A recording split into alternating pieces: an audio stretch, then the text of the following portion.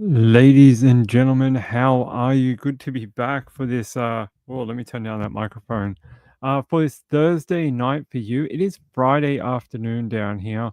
Friday afternoon down here in Victoria, Australia, but it is very hot right now. It is the hottest place in the country, according to our weather service down here, which we call the Bureau of Meteorology.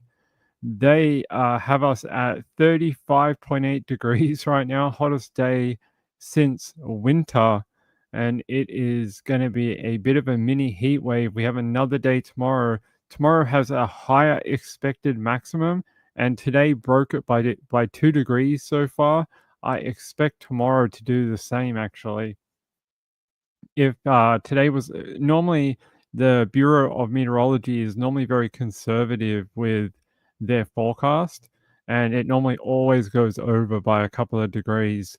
So tomorrow is going to be pushing over 100 degrees Fahrenheit down here tomorrow. Very, very hot, stinking hot, stupid hot. It's going to be really stupid.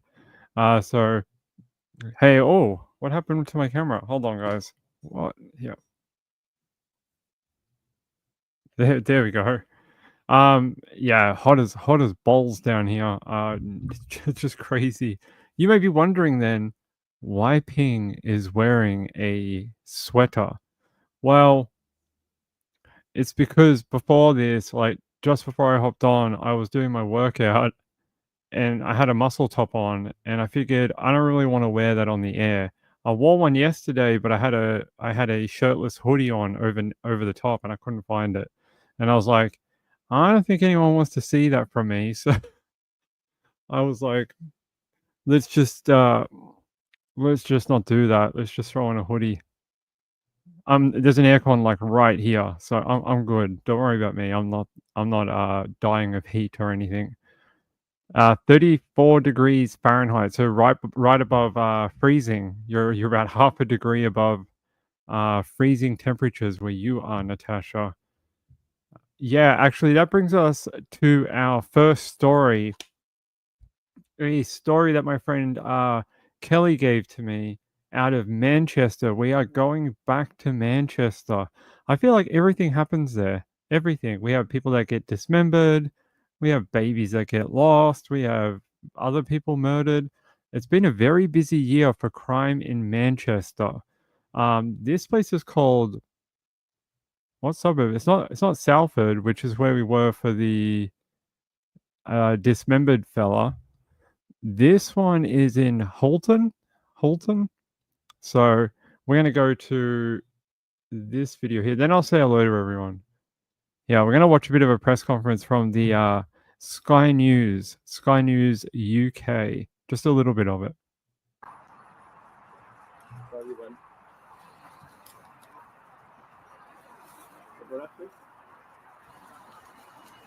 You tell me when. Right.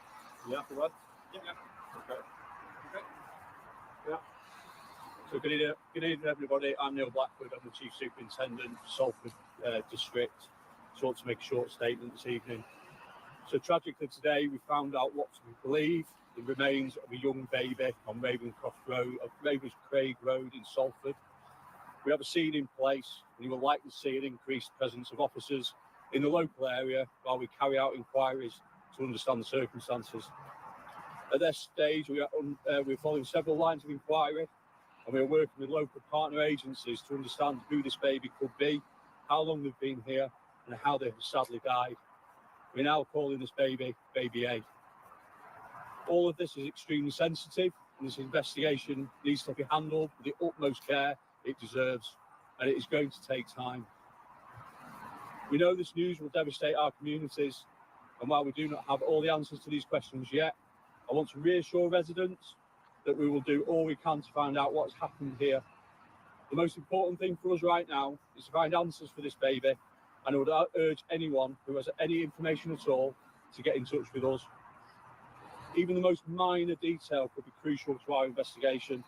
If you've seen anybody in the area over the past few days or know who the parents could be, please call us as soon as you can. As soon as we're in a position to confirm further details about the circumstances, we will do so. I encourage people to ring 101 and quote log 1319, or they can do so anonymously on Crime Stoppers, which is 0800 555 111. All right, I'm going to stop it there because we're not going to be able to hear the questions from the media. But if you couldn't hear, they need better microphones with police. I am going to start a union that is a union for better microphones for police press conferences. That's what I'm going to do. We're going to fight for better audio for police. No, we're not going to do that. A baby A is what they're calling it, found on a snow-covered field in Manchester in England, not too far away from Salford, which we've been there a few times this year already.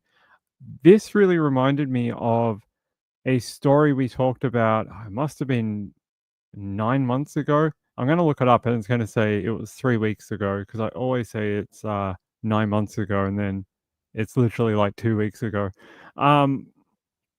It was a story about I'm not sure actually, but because it's hard, the children, their identities are covered in the UK court. The only reason we know anything about it is because the media fought to be able to say that they were brother and sister. But there was someone, a woman, obviously, who was giving birth to babies like every 12 months or so and just leaving them in a park, for people to find. And when I saw this particular story, I was like, geez, that's so familiar to that other story where they kept finding these babies. It happened like 3 times in a row or something, and then there was nothing for like 5 years, and then all of a sudden it happened again. And it makes me think that could it be the same lady? I don't know how close together they are, so I'm gonna have a quick look. But they called them something similar too. It was like baby C and baby F and hold on.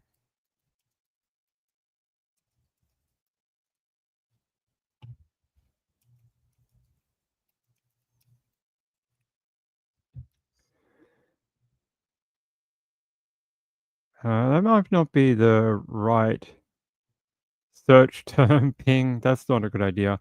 All right, hold on. Let's do this one.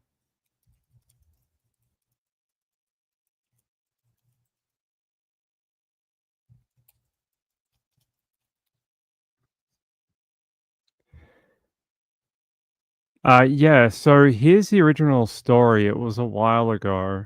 I don't know if they're related. I don't know, but it just reminded me of this particular story. So this was in London, so not quite that close to Manchester, sort of, but not really. Not the same area. They say court twist after 3 babies found abandoned in London parks, and they were saying baby Roman was found abandoned in London in 2019. Her little sister Elsa was found earlier this year, and yeah, this kept happening. It was 3 babies, all left within parks within 3 kilometers of each other in London's East End, and the only way they figured it out was DNA testing, and this was the other one. This was a baby. This is named Harry, and they're not sure what was going on, but they believe some woman was having, some sort of issues looking, I don't know, accessing help. I'm not sure what's going on. I don't think they know either. A lot of it has been suppressed under court order, so we don't really know. But this baby was found on a very similar night to the Manchester one. Look at this. The baby for this one found January 18th was found -5 degrees Celsius, and that baby's name was Elsa after the Frozen movies because it was so cold. And this baby being found on a frozen field really made me feel like it was similar. I don't know if it is though, but similar circumstances. Very, very sad though that uh, a woman felt the need to give birth in a park or put her baby on a frozen field. It's extremely distressing. I can't imagine the people who located the body of that child. They actually put up a giant memorial for baby A. You can see some of it here. People came by and gave like little toys and just little trinkets and things like that for the child. And they're saying the cordon is still in place. Forensic officers are scouring the area, and it's near Clegg's Lane near the M61, and they're looking for evidence. They're trying to find the baby's identity, sex, and ethnicity. So they probably already know what the sex is. That's pretty easy to figure out. The identity and the ethnicity is probably another challenge. They're saying detectives are also trying to establish how long the baby, who has been named Baby A, had been left at the scene. They should be able to find out pretty quickly a few different things. One, did the baby live? That's the number one question. So they always want to find out, did the baby survive childbirth? How old was it? That type of thing. That's question number one. And then they find out a few other things. What is the DNA? What other kind of identifying characteristics can they figure out? And is that DNA already on their system? Like they could do a genetic genealogy and try go back one step to the mom. Like they could do, depending on the sex of the baby, they could do like DNA for the mom's side, and they could try figure it out. It's very devastating though. Here, I wanted to show you not this one. There was a bigger one. It was really beautiful. Everyone left all these cards and stuffed toys. It was really nice. So I wonder if I can find it again. It was really, really pretty. Let me try and grab it. Memorial.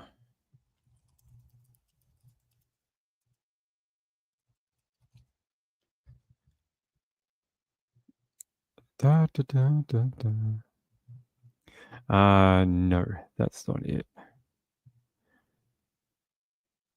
Unfortunately, I can't find. Oh, yeah, here it is. It's the Liverpool Echo. Okay. I tell you, I can find everything. Yeah, there we go. Opening a new tab for you. So you can see here, they left all these like Winnie the Pooh, and I don't know what the elephant's name is, but there's another elephant over here. And they left all these little toys and little bears. Each one has a note on it. And very, very beautiful that everyone left that for the little baby. It's really cute. I know it's concerning why this seems to keep happening. I think the first woman we spoke about, the one who had multiple babies and left them in parks, I think they said there was some possible mental challenge there that she maybe, I'm not sure, but some barrier that would be otherwise for a normal person, it would, they would know what to do. She, from what I understand, they believe she might have some challenges. That's the word I'm going to use. I thought they found this one. This one has been deceased, right? Or is Ping crazy? Is that what he said? Am I talking crazy?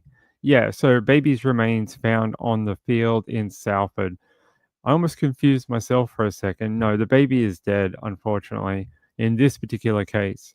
In the first one, the babies were all found alive and are now, I think one of them is 10 years old now in the other case. It had been going on for so long in the first one I told you about. I think one of them is in like high school or the end of middle school or something. They're about 10 or 11 years old now. They said police have thanked the public for their support and compassion as the investigation to baby A's death continues. A dog walker discovered the infant's remains at Ashton's Field in Little Hulton in Salford around 12:30 p.m. yesterday. That's pretty late in the day. 12:30 p.m., almost 1 o'clock. That's uh, sorry guys. That's pretty you know, late. Normally when they find these babies, it's normally like first light in the morning, 5 a.m., 7 a.m., 8 a.m. To find a baby at almost at lunchtime is interesting for the timing. It doesn't normally happen like that. Because, you get people out at like 5 a.m. in the morning who are walking their dogs or whatever, and they normally their dogs will sniff it out, and that's how they're normally found. They're saying here a GMP officer was pictured leaving a sympathy card for the infant this afternoon. Manchester Evening News reports in an update issued this evening, GMP thanked the community for its support while insisting the force will do everything it can to get answers about who baby A is and who they belong to. They're saying a GMP spokesperson said, our investigation continues after the remains of a young baby were tragically found yesterday. The thoughts of everyone at GMP are with baby A, and we will do everything we can to get answers. We'd like to thank the community for their tributes to baby A, their support and compassion at this time. We are truly grateful. A cordon has remained in place today as police continue their work. Oh, guys, Muffin, come on.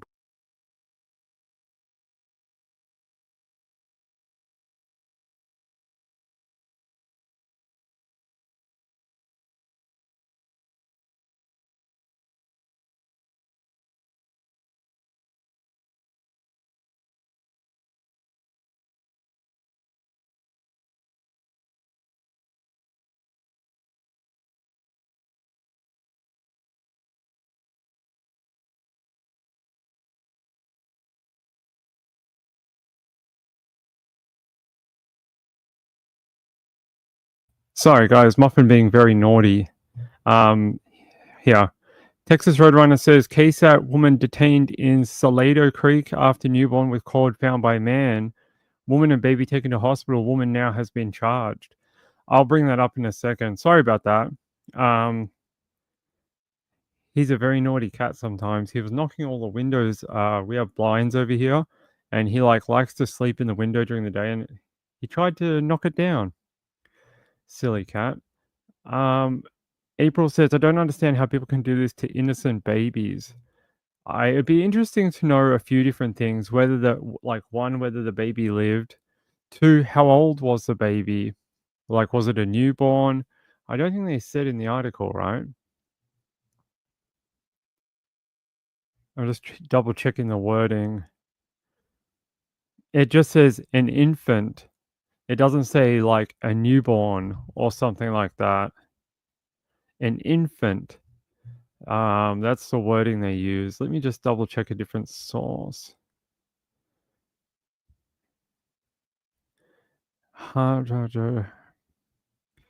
Yeah, they're not giving too much away right now. Yeah, let's head to the BBC quickly. They said people living near a field in which a baby's body was found have spoken of their shock about the heartbreaking and tragic discovery. The infant's remains were found by a woman who had been walking her dog. What did I just say? Near Ashton's Field at about 12:30 GMT on Wednesday. They said that that must have been shocking for her. I don't know what it would be like to have to come across a dead child, just in the middle of a field. So this woman's name is Dawn Thompson. She said she laid a teddy bear at the scene. She says, I've got my own baby, so it's a lot harder when you see something like this. It is just horrible. I feel sorry for the person who has come across the baby. Yep, I agree. Emma Fisher, who lives nearby, said it really touched her heart. She added, "Being a mother myself is just really tough. It's heartbreaking. The whole community is coming down to pay their respects to baby A." Yeah. So I'm not sure where she was found. Somewhere over here, I'm guessing, since there's a whole heap of police tape and then a cordon. So somewhere back here, back past that cordoned off area. It's a weird place to do it. I mean, yeah, there you go. You guys got a better view there. Somewhere behind here. Somewhere past there. Why though? That's the question we're all asking, I'm guessing. They're saying Chief Superintendent Neil Blackwood said his officers were following several lines of inquiries. He said, "We know this news will devastate our communities, and while we do not have all the answers yet, I want to reassure residents we'll do all we can." All we can? No. "I want to reassure residents we will do all we can." Okay, it was that. "To find out what has happened. The chief superintendent and Salford Borough Commander urge anyone with information about baby A to come forward. The most important thing for us right now is to find answers for this baby. Even the most minor of detail could be crucial to our investigation." I agree. This is a police officer leaving a sympathy card on behalf of the Greater Manchester Police. So this was when she did that this afternoon, adding to the memorial for baby A. Horrible story, horrible. Yeah, I don't know what it'd be like to find a baby just in a park. I mean, I walk past the park every day, like around my house, and I've never come across a baby, but I don't want to either, unless it's with its mother, and it's like, oh, what a cute baby. Other than that, I don't want to find any babies. Yeah, I mean, it's hard to know. One of the biggest driving factors of women doing this is actually abusive relationships. I it's almost like they feel pressured that they either can't tell their abuser that they're pregnant, or like something puts a fear into them, and it's been documented a bunch in the UK, unfortunately, among other countries. I want to look up this other one that Texas said. Texas KSAT woman detained near Salado. All right, hold on.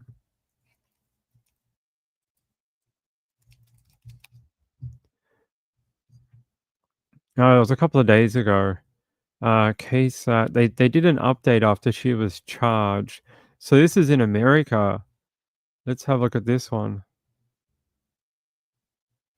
The first at 5, a mother gave birth and abandoned her newborn baby along the Salado Creek Greenway. Today, we're getting an update on the baby's condition and the child's mother, who is now facing a felony charge. Erica Hernandez with those new details and a reminder about the importance of the safe haven law. Julie Alexandra woke up today in the Bexar County Jail after being charged with abandoning her newborn baby on the Salado Creek Greenway. Police say the 37-year-old gave birth along the trail yesterday. It was in this area of the Greenway that a man saw Alexander leaving. He then found the newborn child and searched for help. As for Alexander, she was later found at a different location. Her and the baby were transported to a hospital, and then she was later charged with abandoning and endangering of a child. As for the baby, the Department of Family and Protective Services tell us the baby is currently still in the hospital and being monitored for any health concerns. This case, one fire officials say, is preventable, and they want to emphasize the importance of the Texas Safe Haven Law, also known as the Baby Moses Law. The law in Texas provides so that any baby 60 days or younger can be dropped off at a fire station or a hospital or an EMS station. So here in San Antonio, that's any fire station as well as any hospital. A buzzer is placed at fire stations to notify them inside.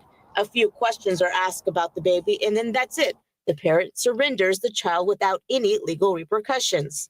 According to DFPS, in fiscal year 2024, there were 14 Baby Moses cases, 2 of which were in Region 8, where Bexar County is located. Already in fiscal year 2025, there have been 3 Baby Moses cases in the state, 2 from Region 8. The biggest thing here is any concern about a judgment or us trying to convince you to keep the baby. That's not going to happen. Our concern is for the child. Erica Hernandez, KSAT 12 News. As for Alexander, she remains in the Bexar County Jail. A second-degree felony is punishable by up to 20 years in prison. Donald Trump hit his first major roadblock.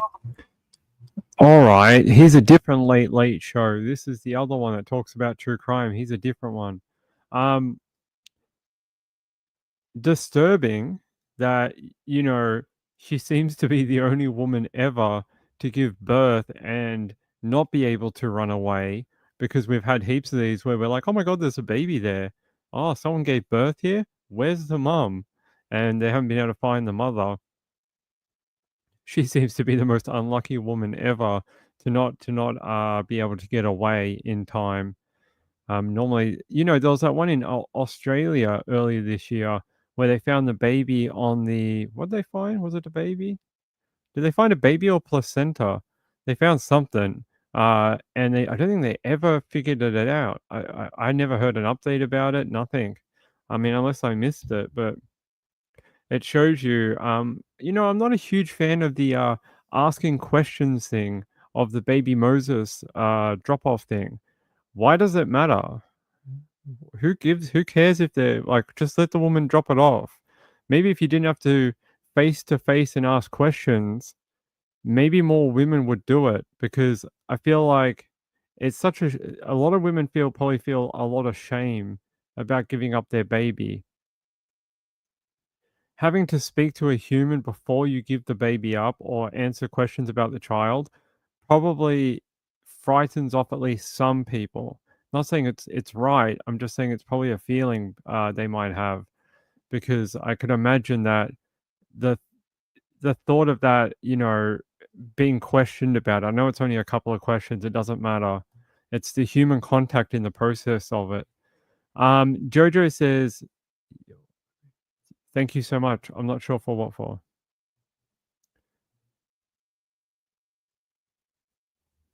I don't know what we're talking about here. Jojo says, when I was 20, I paid $400 to $500 for a pap smear every year until I had insurance. Nothing is free here. Yeah, it's free here. Girls can get it from, I don't know what age, the age they need it. I have no idea when that is. Don't ask Ping. I just know that they can do it, and that the doctors send you an SMS telling you like, hey, you got to come in and let me look at your cervix. Come on. It's a fun party. Everyone wants to do it. Book in before it's too late. We're running out of appointment times. Everyone wants to have that kind of party. Yeah, I know. Actually, it's interesting. They changed the technology now. I can't tell you how I know this, but I do. They changed the technology behind it. It used to be like, if you came back with a positive result, you could come back in 3 years or 2 years. Now, if you get a good result from positive, negative, whatever one, the one that means you're okay. If you get like no abnormal cells or whatever, if you do that now, you don't have to go back for like 5 years. They're forecasting for cervical and stuff like that is so good now that they either put you in a high risk category or a low risk category. And if you're in the low risk, you don't have to test again for half a decade. Very interesting. I'm sure girls are very happy about that they don't need to go back every year. It used to be yearly. You had to go back every 12 months, but now it is once every 5 years if you get a good result. No abnormalities, that type of thing. So that is right. The world can be very cold to people who have challenges in life. Kathy, yes, it's more for. Oh, do you? You have to get a. I didn't see. Ping don't know. Boys' birth control is sold at the gas station. You just walk in at 2 a.m. and go, "Oh my God, I need them right now." That's how that works. Guys don't need a medical appointment to get them. Yeah, I'm going to backtrack on this because I want to know now. Now you guys got me interested. People into who did they shun? Now I have to go back like 50 messages. Nope, that's not it. Yeah. Kathy says many years ago we knew a woman on the spectrum who would call for an ambulance over tiny things. If she called, they had to go get her. Sometimes I think she just wanted a ride somewhere. That is a common problem. I have heard people doing that. But she could have also had hypochondriac, like something similar to Munchausen, but not as serious. Could have been some sort of psychological, condition. April B says it's. I think it's important to have it every year. It sucks, I know, but very important. Well, the policy in Australia now is not every 5 years. I mean, every year. It used to be. It is now every 5 years. If you have if your history, I don't think it's like you can go once and they're like, see you in 5 years. It's more like if you have been at the same doctor and been tested a bunch of times, they have a like historical record of you and they can forecast based on what they've seen in the past. So if you've had any abnormalities in your past tests, then they're not going to let you go 5 years. You have to come back in 12 months. But if you've had a clean history for quite a long period of time, I think they allow it now, unless you feel like there's a problem and you can request a fresh one. But yeah, very, very interesting. They only do it 5 years here now.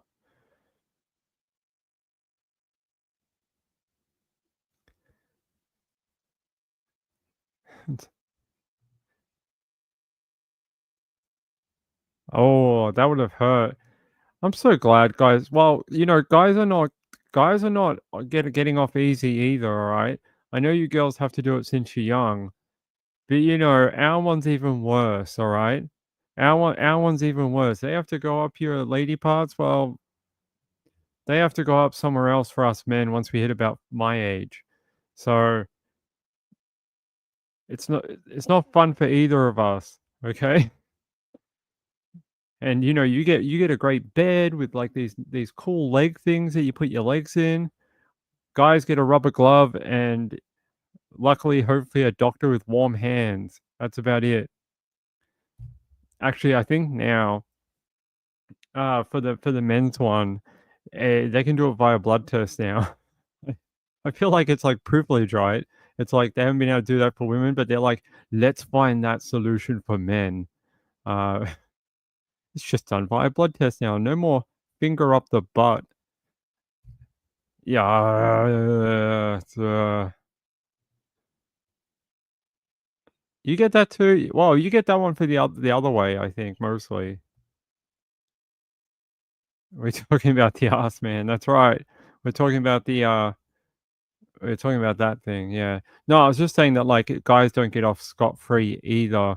It's not like we go through our lives going, yeah, ladies get all the fun of going in for invasive checkups. No, guys have to do it too, and it's freaking annoying. Oh, really? Horrible. I didn't know that. See, there are some secrets between husband and wife. No, I'm just joking. Terrible, terrible. Oh, really? I did not know that. I did not know that girls had to do that. I thought it was mostly a male issue. I think there's a blood test now, though, if I was reading the science correctly, that now that you don't need to necessarily have a physical exam unless you feel like there's a problem or there's a reason to. You're getting symptoms of something. But apparently blood test picks it up 98.9% of the time now, really early. They can pick it up like very early stages of prostate cancer. While you're there. Oh, interesting, interesting. I'm going to ask Mrs. Ping about this when she gets home. Oh, yeah, no, yeah. No. Yeah, see, Sean got it. Yeah, I think thank the Lord, no more rubber gloves, man. Yeah, I think mostly it's now blood test, and if it's something odd, I think they'll ask you for a sample or something like that.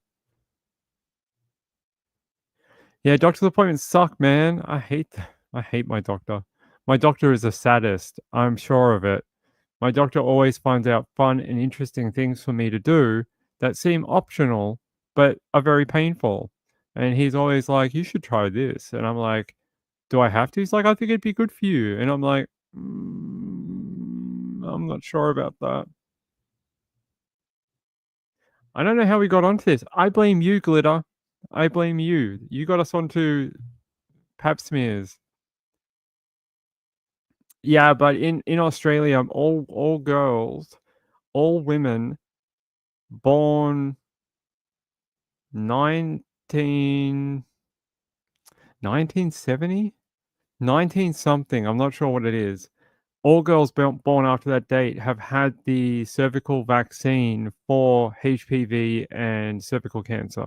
So, how I know all this? How does Ping know? I have no idea. Don't ask me. I just know all this crap. You got a poop bottle for your 50th and a breast check? Yeah, unfortunately, Mrs. Ping's already had the squishy glass test because her mum had breast cancer at her age. So it's hereditary, or it could be. So she's having to get that done. And she asked me, she goes, does it hurt? I'm like, I think it hurts if they squish your tits between a couple of planes of glass. Yeah, I don't think it's comfortable. I'm not sure it's like, oh, do that again. And she's like, you're not allowed to come with me. And I'm like, yeah, I should probably stay here. Yeah, we could go back to true crime. We've got heaps of stories to do. Yeah, I hope they find out more about this. I really hope it's not related to that other one. I really do. I really do not hope it's related. Wait, I just don't want it to be related to the other 3 babies that were found in London's East End. Yeah. I hope this is not a continuation. It doesn't sound like it because for some reason all her babies survived. This one died for some reason. We don't know why, but it was found. You can see the snow on the ground right here. Look, there's snow everywhere. So it was very cold. I don't know how long a baby can survive on a frozen ground, but I wouldn't say it's very long. Overnight? Do you think a baby could survive overnight? I don't think so.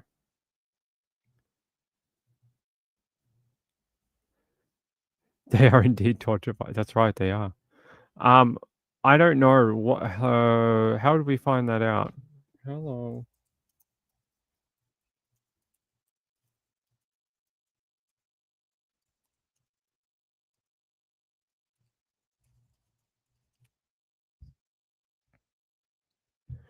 Here, it says here, AI tells me newborns and young children should not be exposed to the cold for more than 15 to 30 minutes at a time. Yeah, that's not really what I want. I want to know how long it takes for them to go into hypothermia.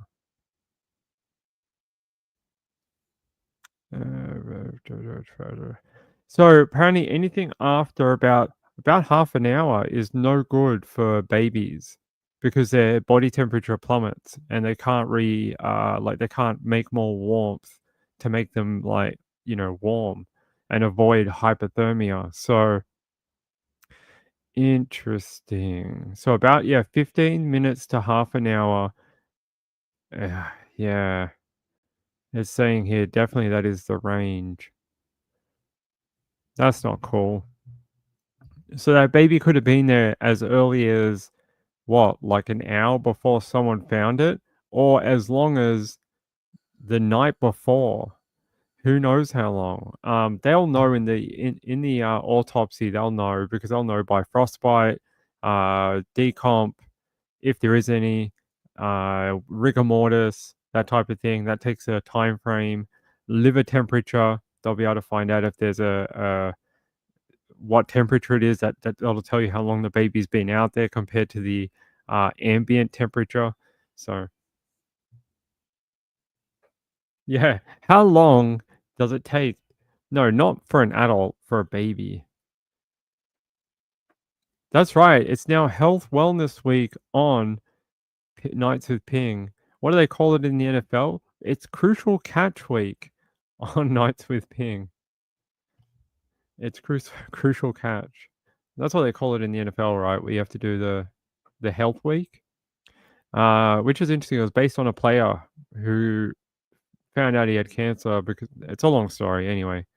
Yeah, 15 minutes to 30 minutes, anything outside of that range, a child will start plummeting in internal body temperature and make it into hypothermia. I don't know how long it would take for them to pass away.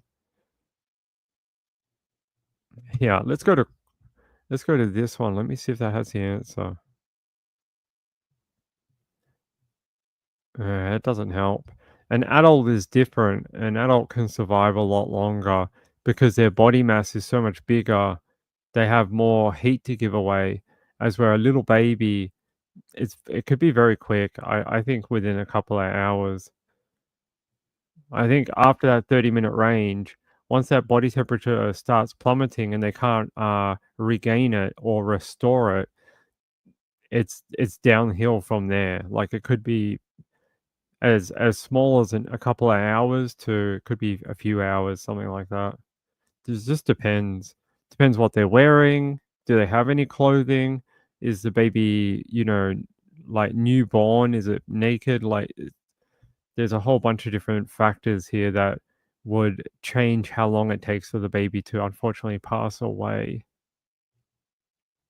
Or if you live in many Nordic countries, apparently your babies sleep outside in the snow.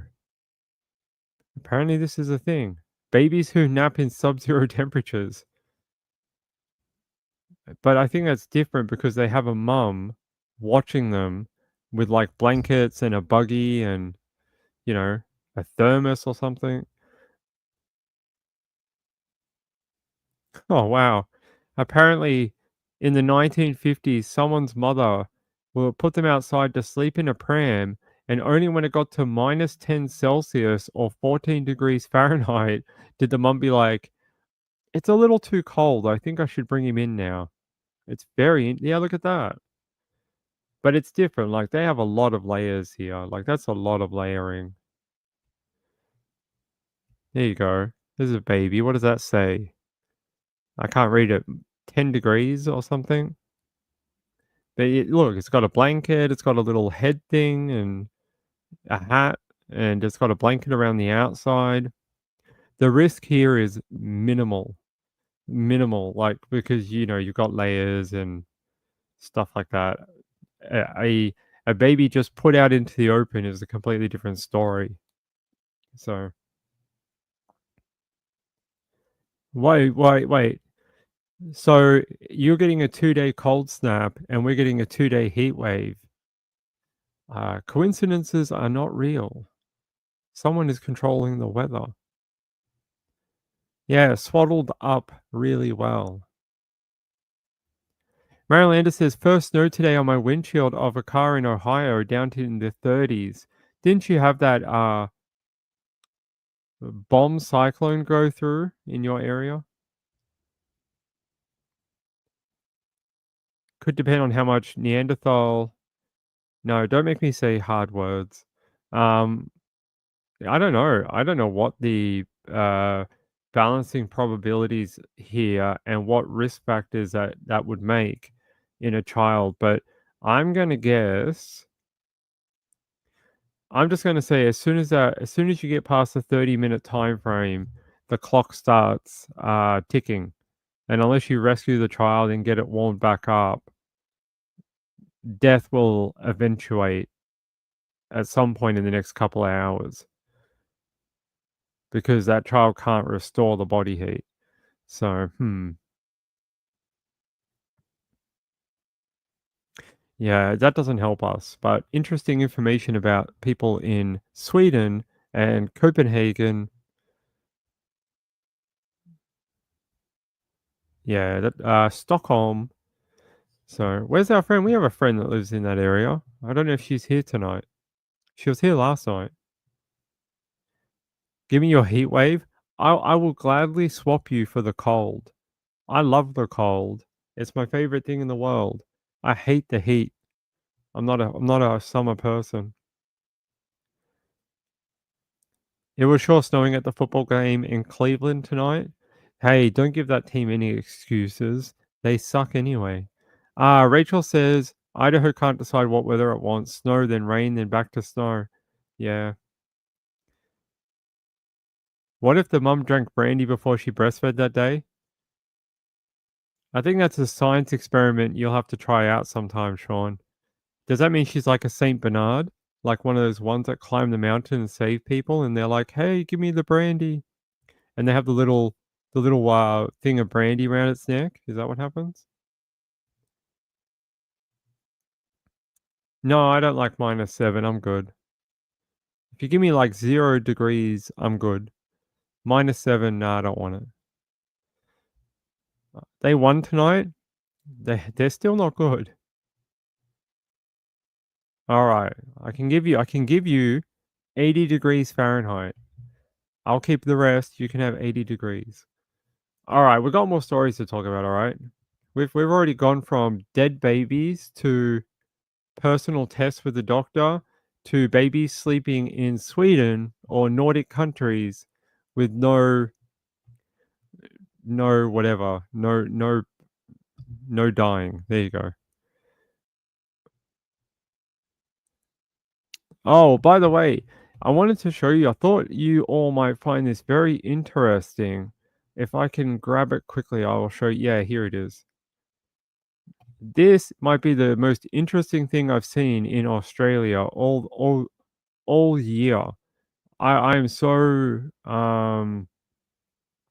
impressed by this. Apparently, a guy was looking through Google Images. He was like a cave explorer, not like those ones at spring break, like a real one. He came across this photo here, and he was like, "The hell is that? What is that line doing in the earth?" He's like, "That's a very strange thing to be in the, in the desert." He's like, "What the hell is this?"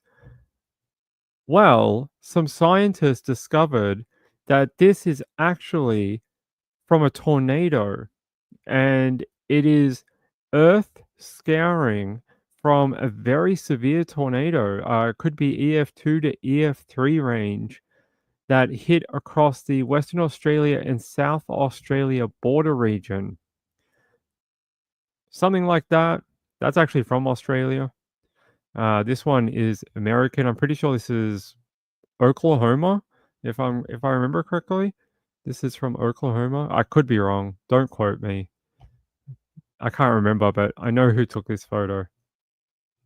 But yeah, this scouring here was caused by a very severe tornado, pretty rare in Australia, and they actually went out there to research it. Apparently, it happened in November 2022, and they were able to see the day after it happened.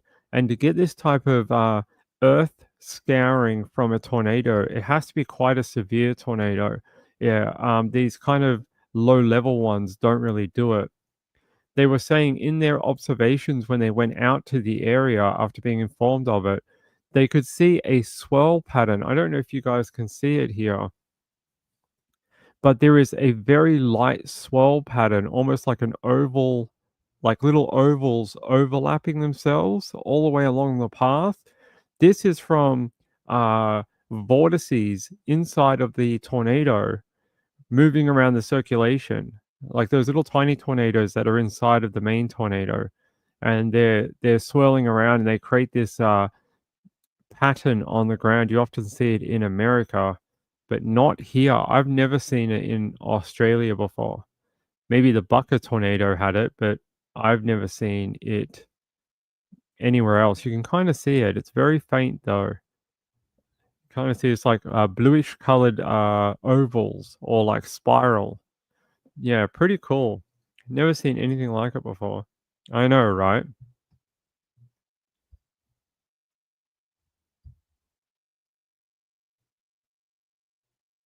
I know. I can't believe that they just found it on Google Maps and no one saw the tornado. So it's in Australia, the main cities are all concentrated near the coast. So like even South Australia is Adelaide is near the coast. Perth is near the coast on the west coast. Sydney, Melbourne, Brisbane, Northern Territory, Alice Springs, they're all on the outside of the country. In the middle of the country is not so many people. So when we get these severe thunderstorms that go through the center of Australia, no one ever sees them. And there's a very good chance there's hundreds of tornadoes every year that touch down. No one ever sees them unless people are out there storm chasing and having a look at them. But this one somehow snuck its way in. No one reported it, and it was pretty long. They were saying, if I can find the article again.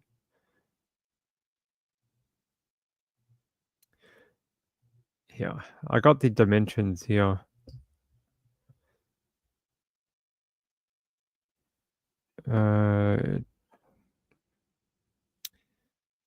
My friend took that photo. A friend of mine. Where is it? No, it must be up here. They said it was like something like 15 kilometers long. It was pretty. They reckon it could have been on the ground for like an hour, which is a long period of time for a tornado. Where is that data? Here.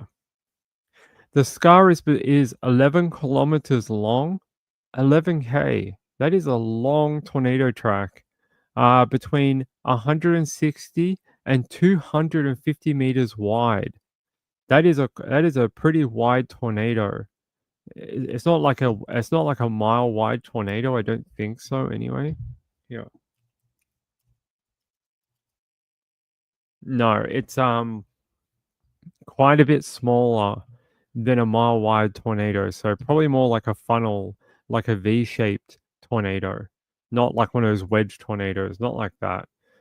And they were saying here the top wind speeds could have been somewhere around 200 kilometers an hour, somewhere between the EF2 and EF3 range for tornadoes. So a very severe. Once you get into the EF3 range, that is considered severe. EF1, EF0, EF1, EF2. They'll rearrange your house and take your roof, but they won't blow away your home. An EF3 will.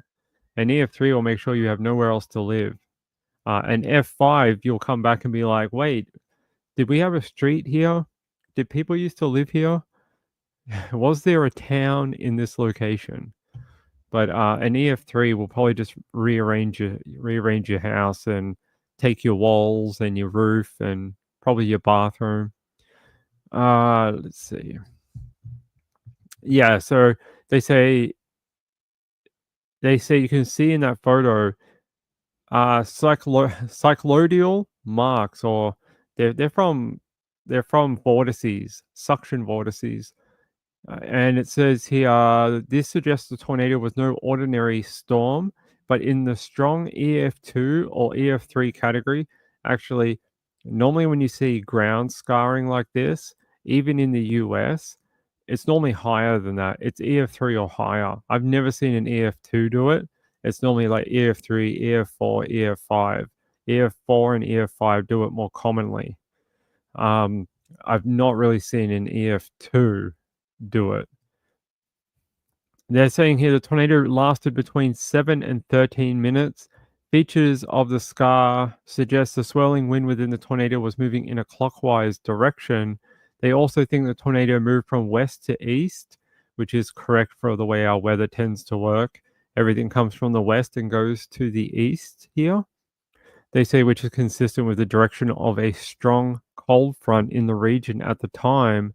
Local weather observations also recorded intensive cloud cover and rainfall during the period of November 2022, when this tornado was believed to have touched down. So pretty cool. Sometimes you find interesting things no one has seen before on Google Maps, right? This path is very interesting too. It looks like it was quite strong through here when you see it in a straight line, and then it sort of goes here and then goes up. This looks like a weakening event to me. So it looks like it was pretty good all the way to about here. And then the tornado started to weaken slightly or something and got pushed north. You don't normally see this kind of bend or a tick shape like that. This is a little strange. Actually, yeah, it's very strange why it did that. I'm not sure why that happened, because you can see here where it roped out. It's very, very thin. The track, it starts to lift off the ground right here, and then it starts to rope out through here. But what made it cause and then go north, I don't know. I almost want to say it may be lifted slightly and then retouched down again and then took off on another direction. Something like that. Or it could have been two tornadoes. This one came through and touched down and then lifted, and then a second one on the same line came through in a similar spot or just behind it and put down another one and went north. I'm not sure. It's a little weird. It's a weird track. I've not seen that before. So there you go. Interesting news from Australia. Must stick out like a broken thumb among our arid landscape. Being that that is 11 kilometers long, you would have thought someone picked it up before a guy on the internet found it. You would have thought scientists from the Bureau or, somewhere found it, but nope, it was a dude on the internet. So, yeah, I thought I'd bring that to you because everyone likes when we do a little stop off and talk about weather. So I saw this today and I was like, that is maybe the most interesting thing I've seen all year out of Australia. Really is really cool. And there's a close up. You can see just how wide it was in some locations. It varied in size. You can see how it kind of goes bigger and then it gets a little smaller and a bit fatter. You can see those cycloidal marks in the center there. All right, back to true crime. Before people are like, Ping, this is not a storm chasing channel. This is not a storm chasing channel. It's for true crimes only. All right. Where's my other story? Here. Come on. Don't be a dick. Sometimes my browser doesn't want to be my friend. Come on. All right. So the man accused of helping cover up Isla Bell's alleged murder has seeked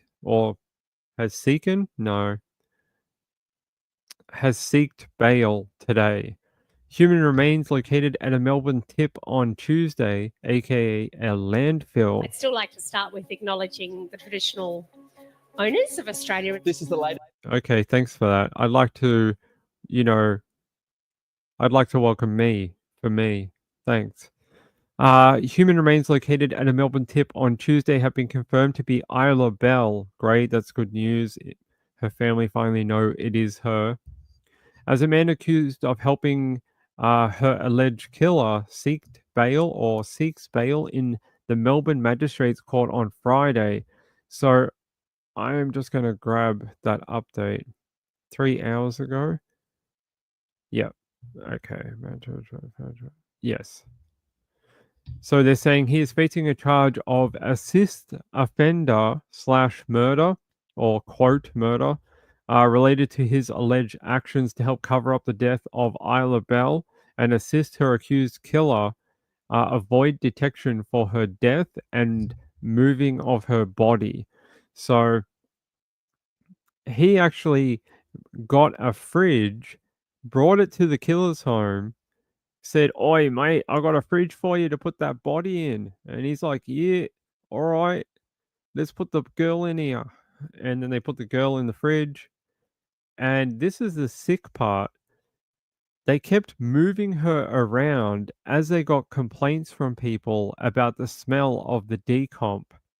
When the body was decomposing in the fridge, because the fridge was not on, they just kind of put her in a bag, put her in a fridge, and taped the fridge up, and then just left her outside in a very warm late spring weather in Australia. So you can imagine the rapid level of decomposition that would have happened just leaving her in a hot box for about 2 weeks. So unfortunately, I don't think her remains were in a very good condition. But these guys are just very sick people for sure. And then what ended up happening to her, after they had moved it like the second or third time, a resident came out and was like, "Ugh, what's that smell?" Thought it was a dead animal that someone had put inside a fridge, opened the fridge up, took the bag out, took the fridge and put it somewhere else to be collected for hard rubbish, and then put the woman's remains in a residential bin, and then just walked away and was like, "Yeah, that sounds right." He later contacted police when he realized these two men had been arrested for murder, and he told them what he knew. So that is horrid. They said the remains, now confirmed to be those of Miss Bell, were located at a waste management facility in Dandenong on Tuesday morning before police arrested the accused and his buddy after his buddy tried to fly to Bulgaria, tried to book a ticket to jump the country. I'm not going to try pronouncing names because I can't. So we're just going to call him the accused and his friend. Because I literally I tried for about an hour before we went live to pronounce them, and I can't do it. They're saying under questioning, they say the accused barrister Ian Hill KC, pretty good barrister, Constable Curran, confirmed that police had no evidence that the person that was arrested for assisting the murderer had ever stepped foot in the murderer's property. Yeah, but he brought a fridge because his friend was like, "I need a fridge." Okay. The court was told police allege Miss Bell was murdered at the St Kilda East apartment just after 1 a.m. on October 7 after staying there for 2 nights. 2 nights. Her last known contact, it is alleged, with a friend through Snapchat shortly after midnight that night, where she said she met the best Russian sugar daddy and he was lavishing her with gifts. I don't know about that. They say Constable Curran told the court it was alleged CCTV captured her enter the home for the last time at 9:27 p.m. on October 5 and is never seen leaving that apartment ever again. Why do people message me? Okay.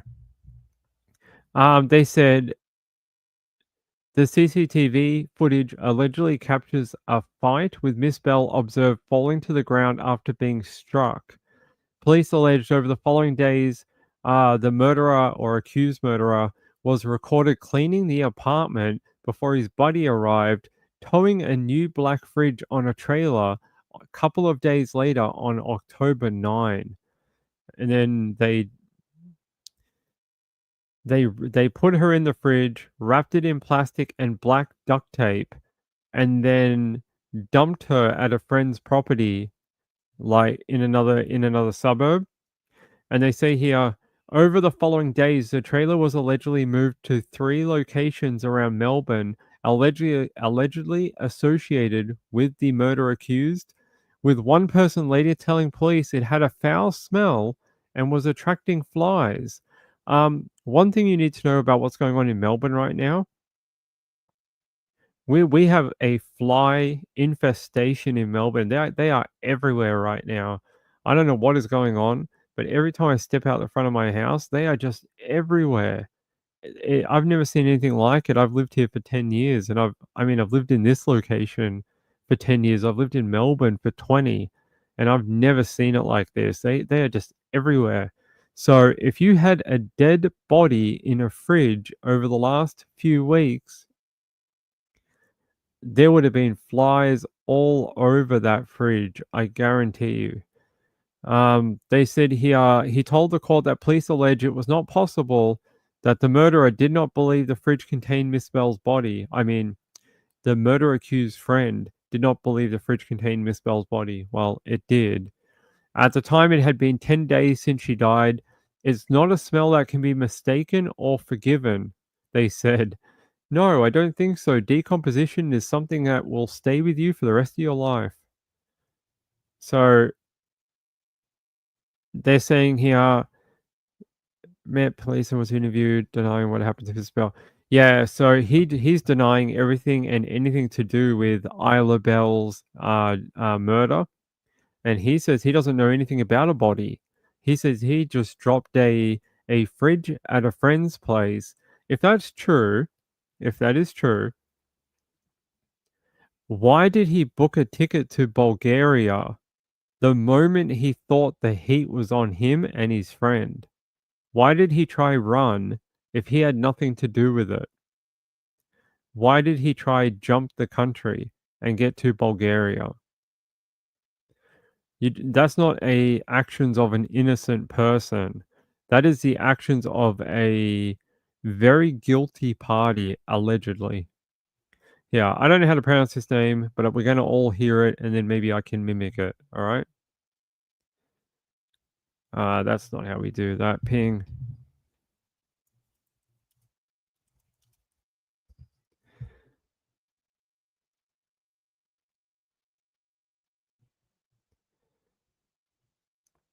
Da, da, da, da, da.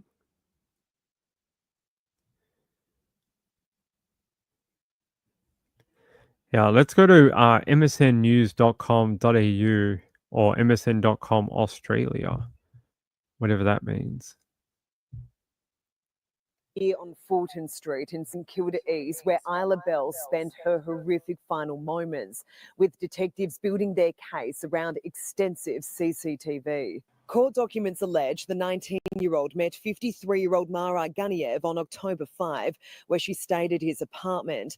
Isla's last known contact was to a friend 2 days later, where she said she had found a Russian sugar daddy who had saved her from sex traffickers. Police allege it was on that day that Mr. Ganiev was seen on CCTV beating the teenager in his kitchen, and after that he was allegedly captured cleaning his apartment. Too many women are losing their life at the hands of either someone that was known to them, someone who was a complete stranger, but it's happening too often.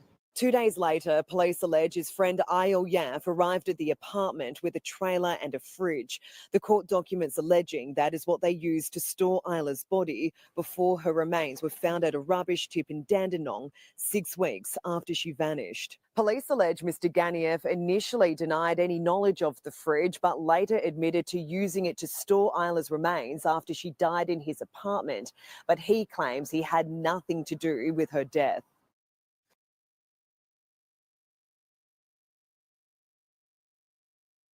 More than 6 million Australians losing their insurance cover at dozens of hospitals. Yeah, so we are. Apparently, millions of Australians will lose their health insurance in Australia because a company, a health insurer here, got into a fight with some hospital chain of hospitals, and now they're all like, "You're doing it for profit. No, you're doing it for profit." How about we all agree that you're both just doing it for profit and you're both sucking money out of everyone and anyone, and let's just move on, because no one is the innocent party between an insurer and a hospital. Both, you know, both guilty. Both guilty of just robbing everyone. They're all like, their costs are just through the roof. Yes, get a frog. Is that how you get rid of the flies, Reevy? You have to let me know. Get a frog. Io Yaf, is that how you pronounce his name? Io Yaf. Okay. I think his last name is Ganev or Ganev. I think that's probably easier to pronounce. Io Yaf. It sounds like some sort of weird Scottish soft drink. They're like, come to Scotland and drink the Io Yaf. It's really good for you. It'll put hairs on your chest. All right. That is the update. Wait, did he get bail? That's the whole idea of the story, Ping. What are you telling us? Yeah, he was at court today. Did he get bail? Oh, the hearing continued. What? It's 5 o'clock. There's no court on right now. It's over. No, that's not it. Here. So according to a local reporter, prosecution is making final submissions in opposing bail. They said, how do you pronounce that again? Ioyaf, or whatever his name is. They're doing final submissions to the magistrate right now, about 20 minutes ago. So they are really pushing for time. I don't know if they're going to come back today. It's not a Supreme Court charge. Yeah, so other people are asking about his bail too. I don't see anything. Yeah, so the prosecution said he has a violent criminal history, a history of breaching court orders given to him in court to, behave on bail, and he is now considered a flight risk after he booked a flight to Bulgaria just before he was arrested.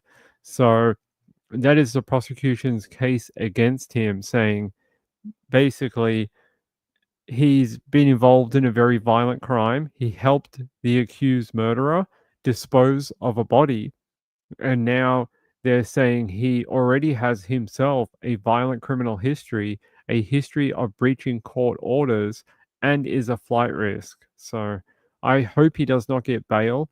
Christy Mayer is doing it right now. So apparently defense lawyer representing Ioyaf, or whatever his name is, has told the court the case against his client is circumstantial. Bro, you admitted to dropping the fridge off.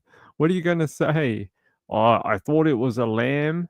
I thought he was going to put a lamb in the fridge, and we're going to have a spit roast in a few weeks. And then he told me to move the lamb around Melbourne. And I did. That's what I did. How do you deny it? Explain why your client booked a flight to Bulgaria a day before he was arrested on this particular charge, and then you might get some bail. Apparently his son, he has a son, offered a $20,000 surety and a home for the accused to reside in while on bail. 20,000. I've seen people in this type of charge offer up $150,000 before to the court and be denied. 20 grand is not much as a surety to the court. You would have to offer up a lot more. It's not a lot to, like, imagine this is you and you have been charged with this crime. His charges are this exactly. Hold on. His charge is a assist offender in regards to a murder. If you are charged with that crime, what would you pay to be able to get out of the country and run away? Probably more than 20 grand. Yeah. That's why $20,000 is not very much money to the court, especially when you are, according to the police, a drug dealer of methamphetamine. So when he was arrested, they found many, many dollars on him and a bag of methamphetamine. So 20 grand for a drug dealer is not a lot of money. It's very little. That means you're a pretty crap drug dealer. Drug dealer can make 20 grand like that. It's nothing. So I would be. It's a joke of a surety. If they accept it, I'd be surprised. It's piss all money. It really is. It should be like 150,000, 200,000, or someone should put a house up. If you can offer up a home as surety, that the judge might do it then. But 20 grand, no way. Dude would lose his home. No, they're not putting up the home. They're only putting up the 20 grand, right? Well, that's what I'm telling you. I'm pretty sure they said that it was only 20 grand. Yeah, let me reread it. Yeah, it's only 20,000. They're only putting up 20 grand. They say his client is not a flight risk, is willing to wear an ankle bracelet, and Yaffe's son offered a $20,000 surety and a home for Yaf or Yaffee or whatever how you pronounce it to reside in while on bail. So no, they're not offering the home as a surety. It sounds like they're only offering the 20 grand. You need to offer a home. If you can offer a property, they might do it. They might do it. Because that is a big risk. 20 grand is nothing. Like you could flee the country and you'd be like, suckers, enjoy the 20 grand. I'm out of here. But a home, an asset which is worth like millions of dollars, that is very different. That is a hell of a thing to do to your family member who put up a home to get you out of jail. So they'd have to put up the house. Have to. Police allege that Yaffee, that's what I'm going to call him from now on, disposed of a bag belonging to Isla Bell after they questioned him for the first time.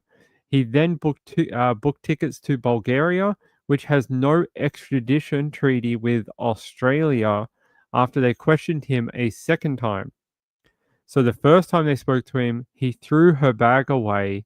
He was actually being followed by police who, as soon as he drove away, they went to the bin and got her bag as evidence. And then they questioned him again and went, hey, did you throw a bag away after we talked to you last time? You know, we found it. Is it, you know, that seems to belong to that Isla girl. And then he booked tickets to go to Bulgaria with no extradition treaty with Australia. Pretty piss poor.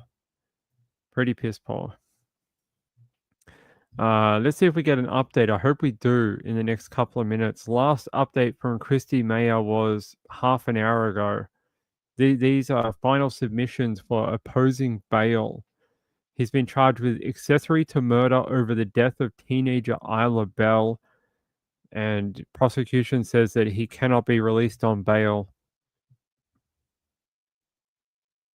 They say here, the court has been told they have CCTV of Yaffee moving the fridge containing the body of 19-year-old Isla Bell to multiple locations, cleaning the trailer it sat in, and spraying aerosol around it to mask the smell of decomposition. He can't deny that he knew there was a body in there. That's not possible. He knew to clean it. He knew to spray Glen 20 around it. He is not looking so hot. Reby says, I'm feeling good today. I went out shopping and bought a pair of shorts and a blouse on 50% off. Hey, Black Friday, good work. But now I'm sitting in my car in the driveway building up the energy to go inside. I thought your mom's away, though. I thought your mom's away right now. It's just you.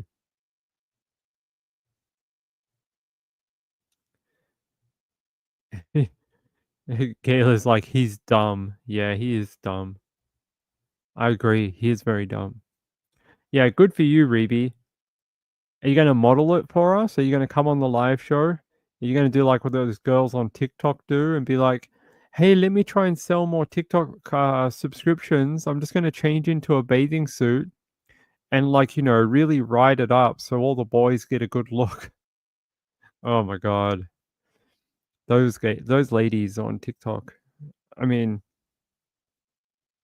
sure, we live in that kind of liberated age. Do whatever you want.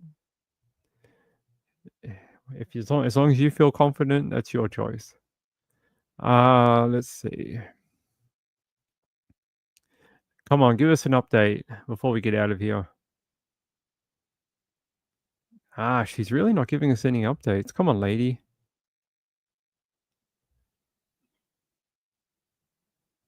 Yeah. So far, Christy Mayer was giving good updates up until about half an hour ago, and then I don't know, maybe she went home for the night. She's like, hey, it's a Friday. I'm going to go home. No update as of yet. Once it is, it'll be on 7 News, I'm guessing. She's from 7 News Melbourne. She must be their court reporter. Journalist with 7 News Melbourne and Weekend Sunrise. Happy wife, mum of 3. Good work.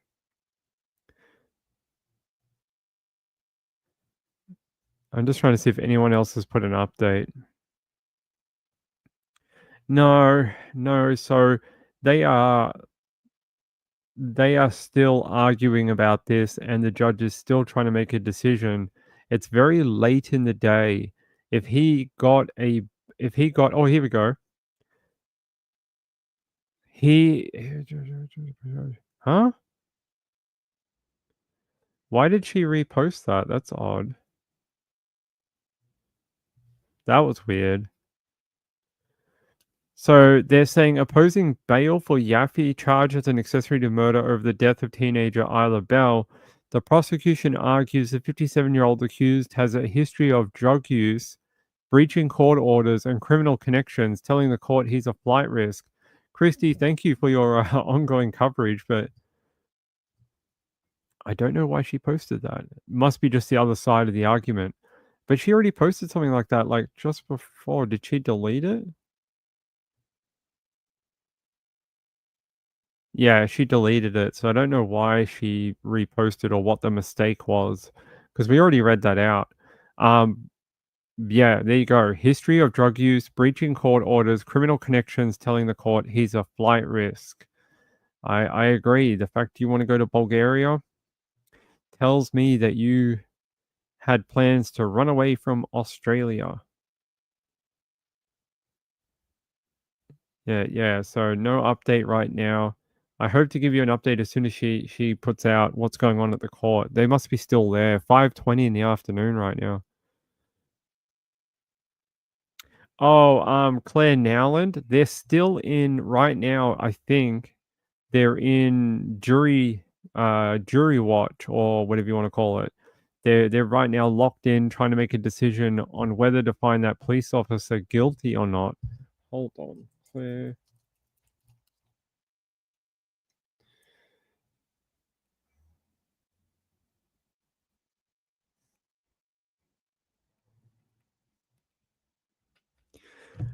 Here, let's see if we get an update. No, jury's still considering the verdict in the case of the death of 95-year-old Claire Nowland. They've not made a decision so far, apparently.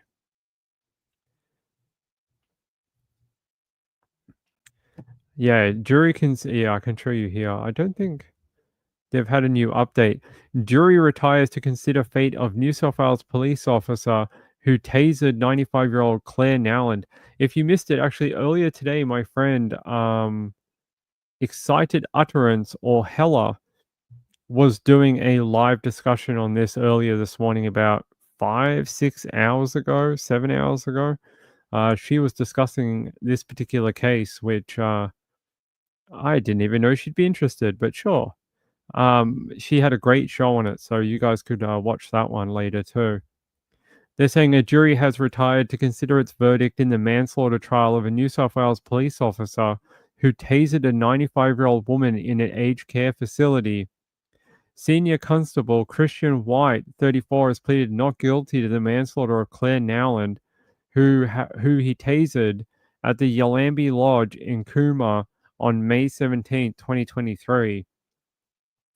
The great-grandmother, who was suffering symptoms of dementia, was found using a walker and holding a knife before she was tasered. She fell and hit her head, sustaining injuries equivalent to blunt force trauma and dying in Cooma Hospital a week later from an inoperable brain bleed. So she died from bleeding on the brain. So nothing right yet. I can give you a quick update on this if I can get back here and see if how the decision process is going.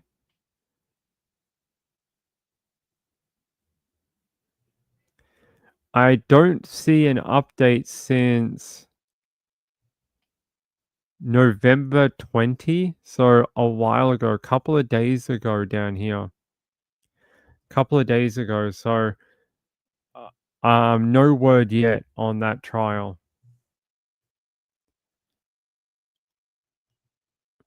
I would suspect that they're not sequestered, so they will probably come back on Monday. So most courts are over right now, except for outstanding issues like this one for Isla Bell's accused killers and accomplice. They are still going on into probably could go until about 6 or 7 tonight. Sometimes the Supreme Court, I don't know which court this is, I think it's Melbourne Magistrate, but the Supreme Court sometimes does out of hours late hearings. So if you can afford them, you can get a 8 p.m. hearing sometimes. They've done it before. All right, let me see. Gayla says, I vote guilty. It is a very sad story. Making it to 95 and going through something like sundowners or dementia, you know, the story, if you listen to it though, they modified a dose of medication just a couple of days before this particular incident. And they believe that may have led to her being more aggressive. They originally put her on that medication because she had been acting out and hurting people and being very aggressive. And it was causing many times for her to be sequestered. There we go. I'll use that word again. Into the hospital, just for fun. Yeah, so she kept having to be taken to hospital because of these outbursts and violent behavior where the staff were unable to handle her. They put her on, is it Risperidone? And they said that her daughter complained that each time she visited, that her mum was very dopey and very sleepy. So they halved the dose. And 2 days later, she was wandering around at 4 a.m. in the morning with 2 knives. And she was going into people's rooms and like sort of yelling at them and like pushing them around.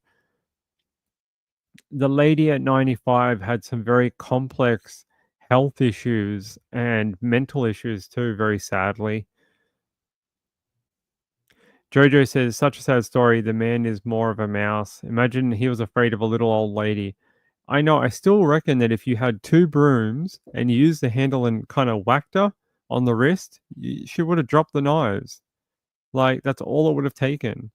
And everyone would have walked away. She might have got a bruised wrist or something, but it's better than tasering her. But yeah, that guy, he was very impatient. You even hear it on the audio. He says, bugger it, and then fires the taser at her without trying to de-escalate or anything. Rachel says they should never have lowered the dose. They should have done that in the hospital at the very least. Yes. It is a very sad story. I don't have an update for the trial right now. Seems like they're in a deadlock jury at the moment. Christy Mayer still not putting up. It sounds like they haven't reached a decision on the bail for Yaffe right now.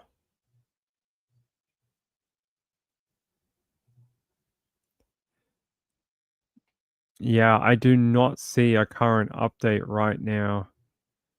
8 minutes ago, she posted that slightly worded differently tweet.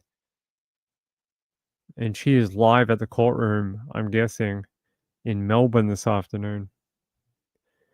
Rachel said they should never have lowered that dose. Yeah, I know. That poor lady. Let me see if I can find something for you.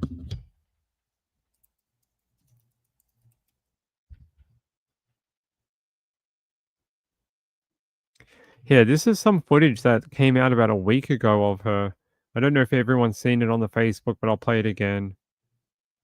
For the first time tonight, we can bring you pictures of Claire Nowland inside her Cooma nursing home in the moments leading up to her tasering. The vision released by the Supreme Court shows the 95-year-old shuffling through rooms as police and paramedics search for her.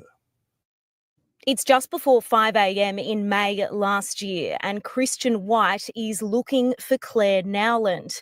He and other emergency services don't spot the 95-year-old standing just around the corner.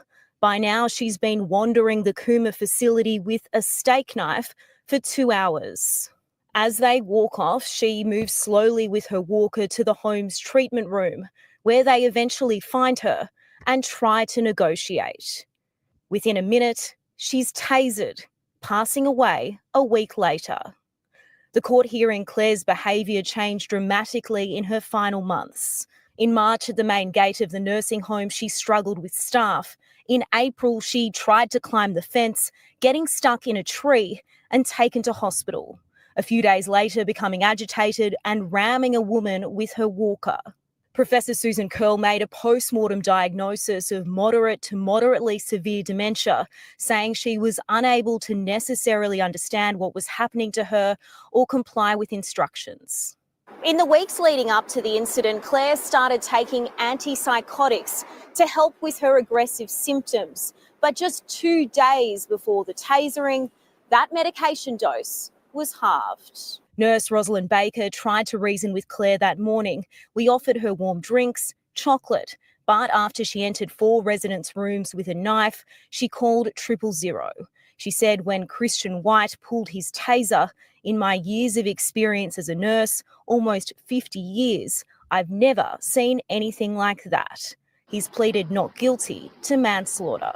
At the Supreme Court, Annalise Bolt, 9 News.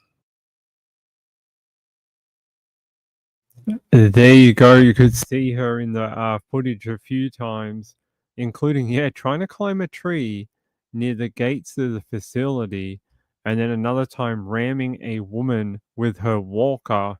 But I digress. I still think there was a different solution that could have been had in this particular case if they wanted it. I understand it's 4 a.m. in the morning. She's 95, bro. She ain't 45. You got a 45-year-old with a knife, I'd be worried too.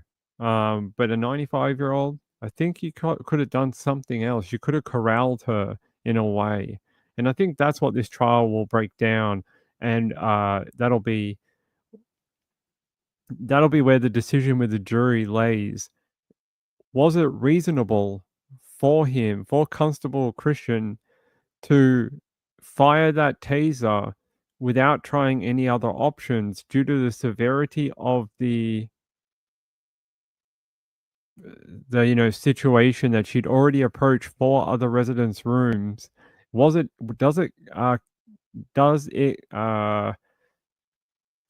it an emergency situation? Is it urgent?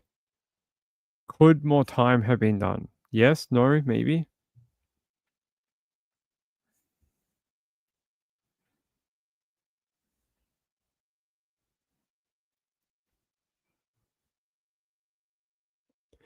Yeah, so that's that's what they're gonna have to figure out. She was quite a feisty old lady, quite a feisty old woman. But I agree. They had her pinned in one room with no way out. I know, but I'm not defending the cop. I'm just saying this is what the jury's going to have to figure out. The jury has to figure out under Australian law, was he doing his job or was he not? Was he in an emergency situation or was he not? Was he permitted to fire that taser?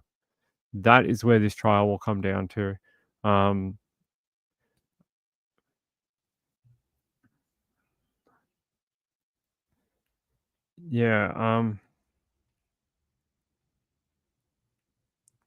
Yeah, that's what it'll really come down to. Hey Emma, good to see you, my friend.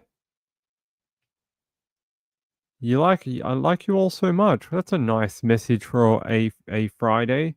That's a nice message, Emma. I like you all so much too.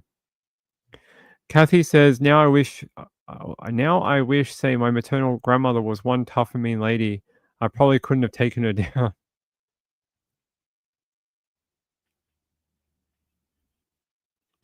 All right. 7 in the morning. 7 in the morning and a lot of snow. Well, I hope you have the best snow day ever, Emma. I hope you do. Is that your actual name, Emma? Or is that like just the English version of your Swedish name? All right, let me just check if there's an update on this through Christy Mayer. I really want a resolution to this before we go. No resolution. Come on, Christy. she's like, shut up, YouTuber. She's like, I'm the one that's actually at the court. Don't you tell me what to do. 6 a.m. in Scotland. As a nurse in an A&E, ask a nurse in an A&E if this was needed. That's a good point. They could have they did bring medical professionals, actually. They talked to the hospital staff that treated Miss Nowland. They spoke to the nurse on duty that worked within the retirement home. And they spoke to the 000 operated ambulance that came too.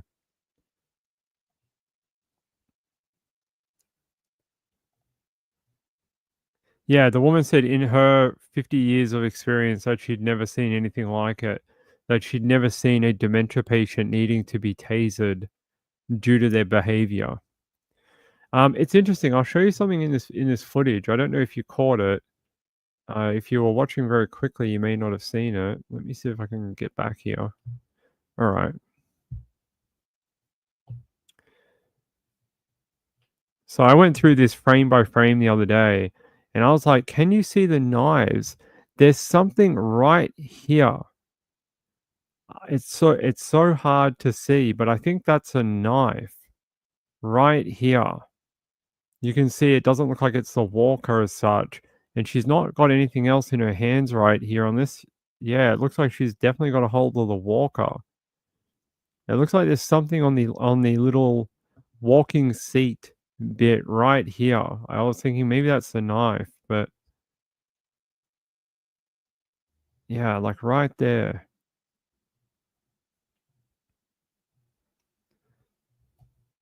I find it. Do you know what I find funny? Watch this. This is my favorite bit of the whole thing.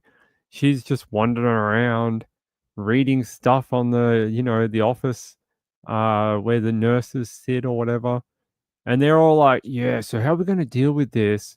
And they walk straight past her.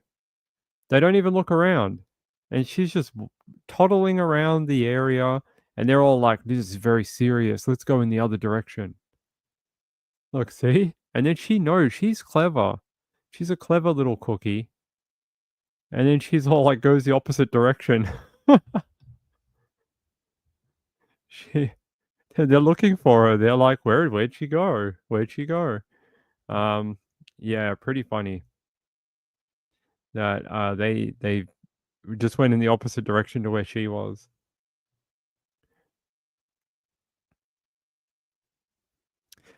Emma says, do you know did that woman got parole, the first famous case? No, she got denied parole. That's Susan Smith, right? She was denied, I'm pretty sure. She got denied parole. I can play you the news clip for that if you want while we're waiting for an update on Yaffe. Hold on.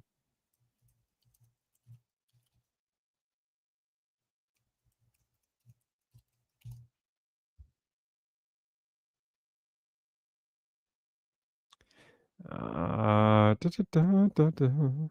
right. Let's go to NBC News on NBC News YouTube, NBCnews.com. Following breaking news, a woman at the center of a shocking murder case 30 years ago has just been denied parole. Susan Smith appeared remotely from jail in front of a parole board in South Carolina. It was her first bid for freedom. Smith is serving life in prison after drowning her 2 children by watching her car roll into a lake in South Carolina back in 1994. Smith broke down in tears as she asked to be released. I know that what I did was horrible. And I would give anything if I could go back and change it. NBC News correspondent Kathy Park is in Columbia, South Carolina, and joins us now. Kathy, some of our viewers may not be familiar with the Susan Smith case. Can you remind us what happened 30 years ago? So, Zinkley, this all stems from what happened October of 1994. Susan Smith was just in her 20s at the time, and she told authorities that she was carjacked by a black man, and two of her boys who were still in the car apparently vanished with the suspect. So this launched an intensive search, a 9-day search, and ultimately, she confessed to killing those boys. And that brings us to today's parole hearing.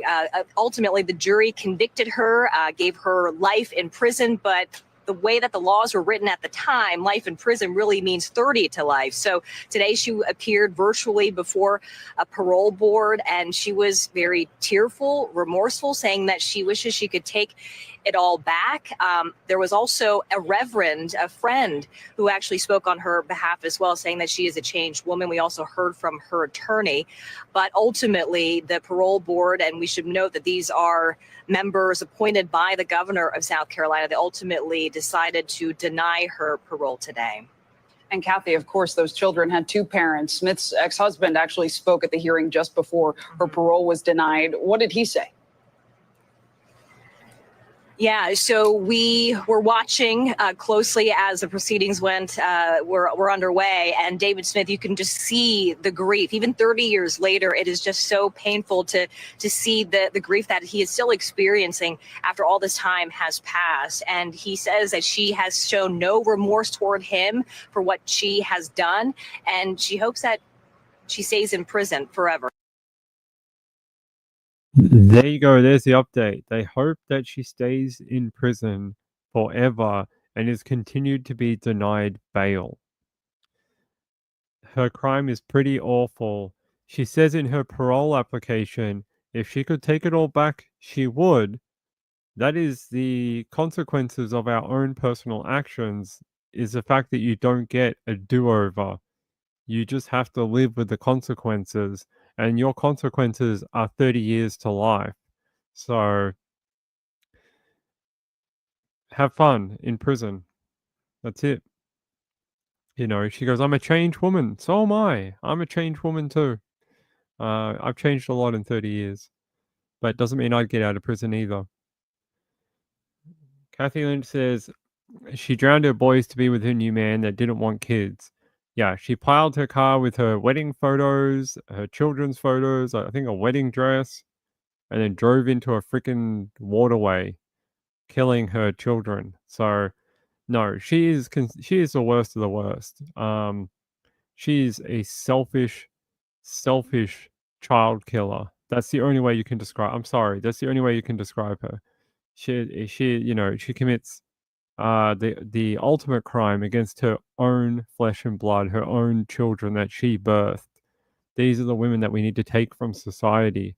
Because if they could do that to them, their own flesh and blood, what could they do to other people? That's the question you need to ask. She might have had a few lessons in jail. Could have been. Jojo said she has continued to rip families apart by sleeping with a married CEO every chance she has got. 30 years of it. Yeah, that is true. Yeah, I wasn't fooled. It's like, you know, those people like Erin Patterson who pretend to wipe tears from their eyes. It's like, come on, we ain't buying it. We know you're faking it. It's okay. We know. Like Erin Patterson was like dabbing her eyes like this. And it's like, bitch, there aren't no tears. Stop doing it. We can all see you ain't crying. It's like, stop. It's like you make yourself look more stupid every freaking moment. I love that video. Brings me many joy. Brings me many joy to see her be so silly on camera. Emma Ross says it takes 6 minutes to get the car underwater. They did a test. Yeah, Mythbusters had done it several times to demonstrate what happens when you go underwater in a car. She had several boyfriends in jail. Guys, I keep telling you this. There's a rule in life. There's a rule in life. It's only one rule you have to look for in life. Actually, it's two rules, but they're the same thing. It's the hot, crazy matrix. And if it's above a 9, you're in a lot of trouble. And the other one is, don't stick your dick in crazy. Don't do that. Like, that's just a rule to live by for the rest of your life. Don't do that. They're the only 2 rules you have to know as a guy. Because it will never end up good for you.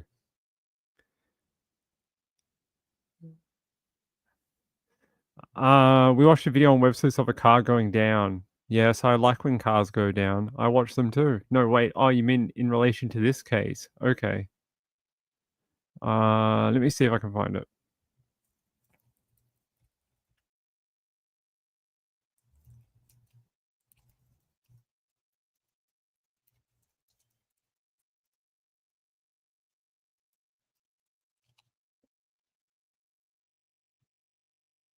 I don't know if I can find it. Oh, here. Oh, I don't know if we can use that. Hold on, give me 1 second. I'm not sure if we're allowed to use News Nation.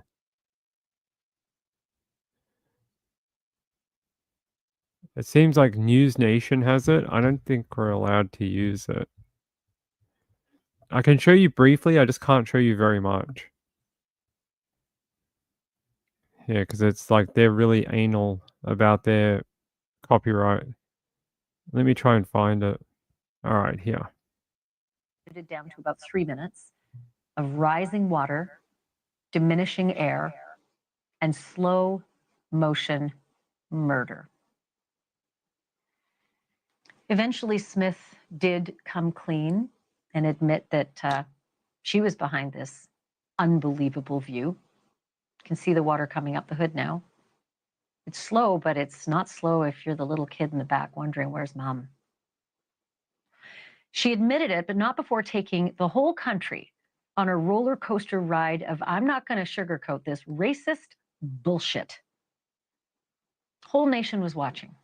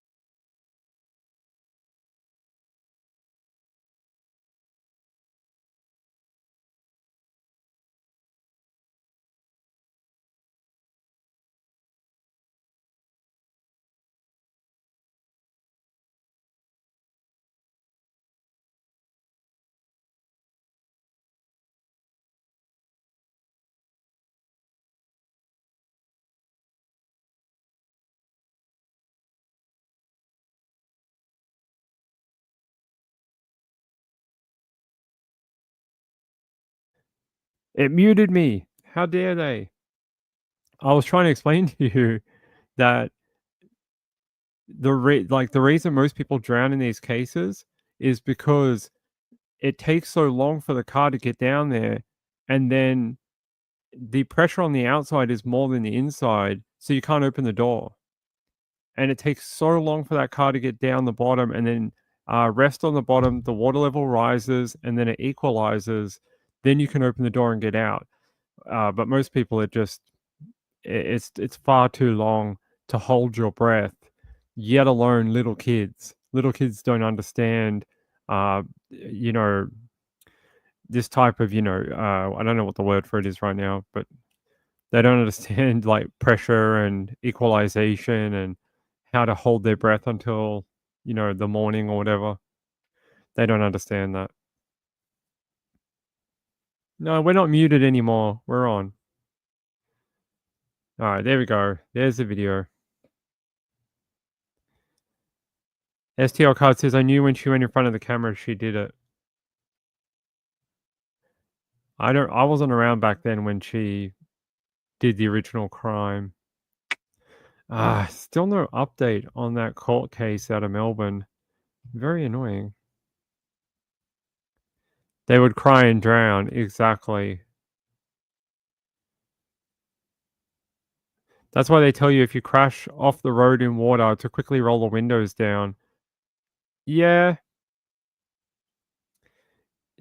Yeah, I don't know if that works though, because the water's still going to rush in and you're going to have to fight against that pressure that's trying to fill the space inside of the car.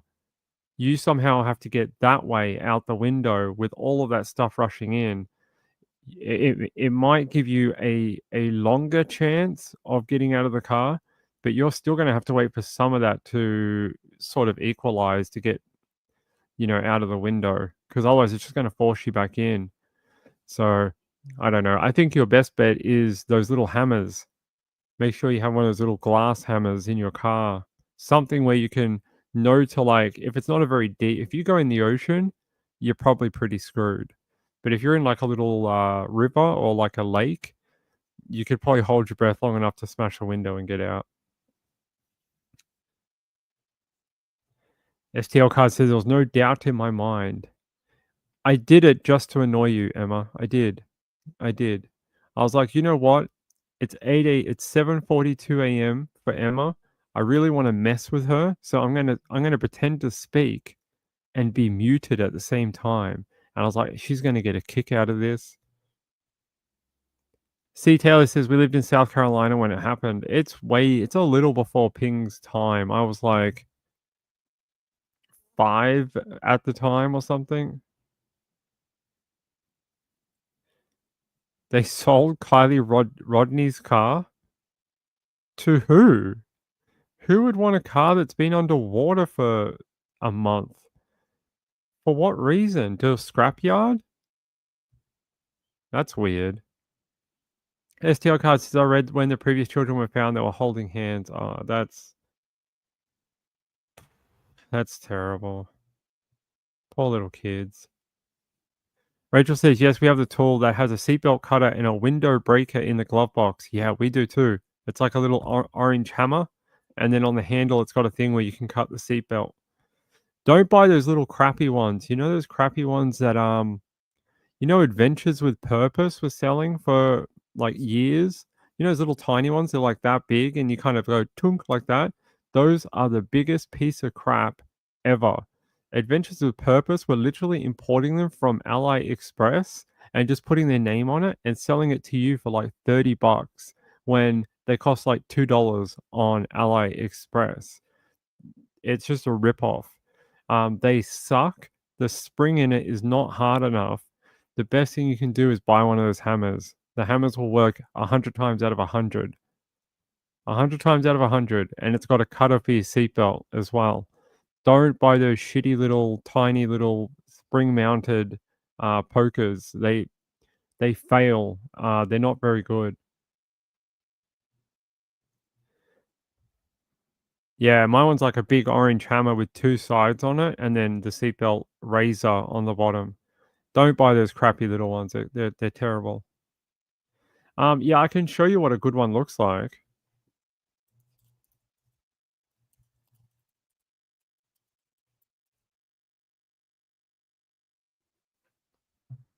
All right. So these are the ones I'm talking about. Don't buy these pieces of absolute crap for $20. Don't do this. Buy like this, like a hammer. That's not the one I have. I have this one. That looks like a double-sided, like, pointy thing on top. And then down here, this is the seatbelt cutter. These are much better value, and they'll break a window 100 times out of 100. These are the biggest waste of money I've ever seen. They're spring-loaded like a pen, and the spring is no good. Eventually, they mess up. I had one, and I sat here playing with it a few times, and the spring just, like, didn't work anymore. And I was like, what if you're in a car and that happened and you're like, oh my God, I bought this thing to save my life and it doesn't work anymore. Don't do that. Grab one that looks like this hammer where you got a pointy bit, a flat bit, and a seatbelt cutter. It'll work every time. I think they're like, you can get 2 for like $15, and we gave one to mum and dad. So we kept one, we gave one to mum and dad. It was good.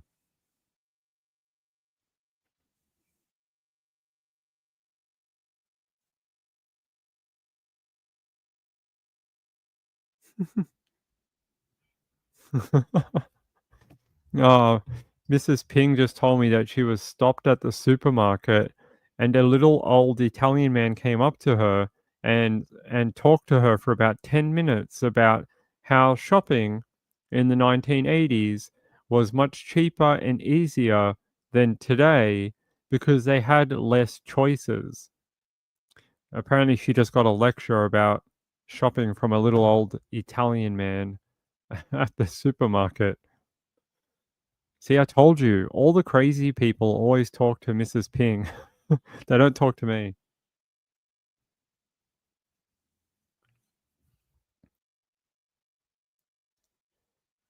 Gayla says, mine can clip to your seatbelt, but my son nearly cut my belt with it. Ooh.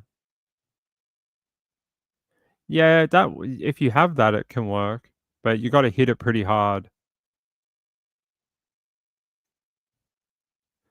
Ruby says, I have one that can also be used as a handle as well. The handle can be hooked into the car, the door latch, and helps disabled people get out of the car. I haven't seen that one.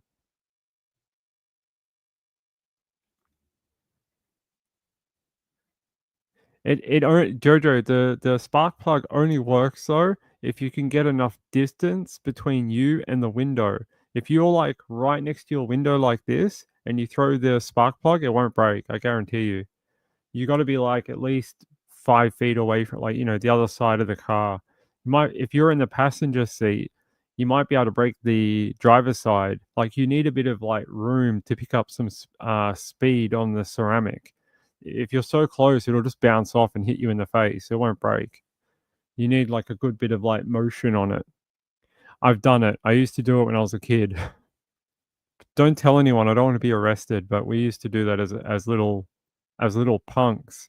We used to find spark plugs or broken plates, and let's just tell you, Ping was very naughty as a young boy.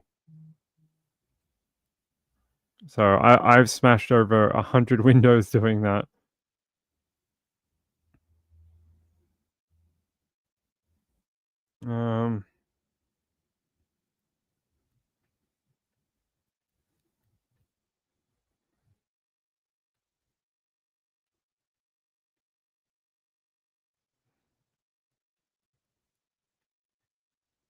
Sorry, Mrs. Ping's at the shops. Yeah, it will work. You just got to sort of get some distance on it.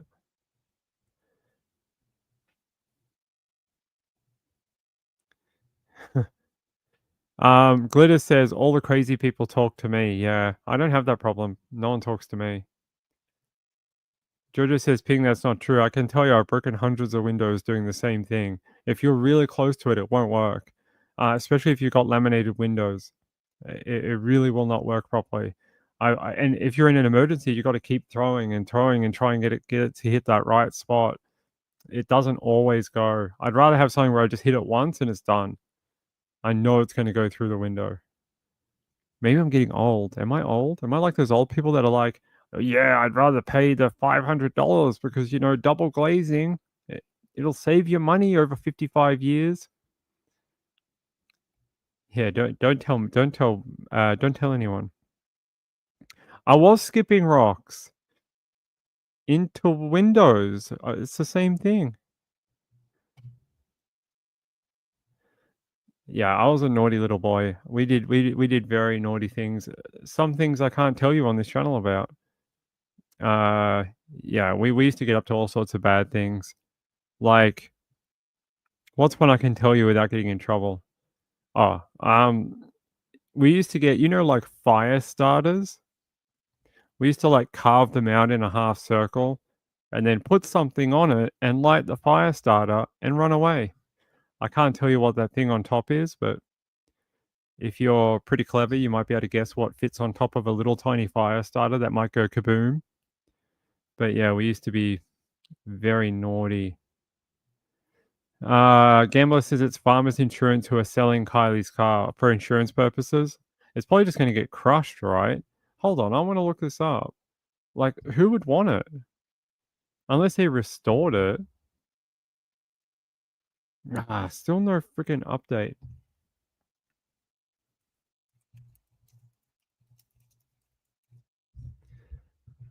Let's see. Can I find anything about it?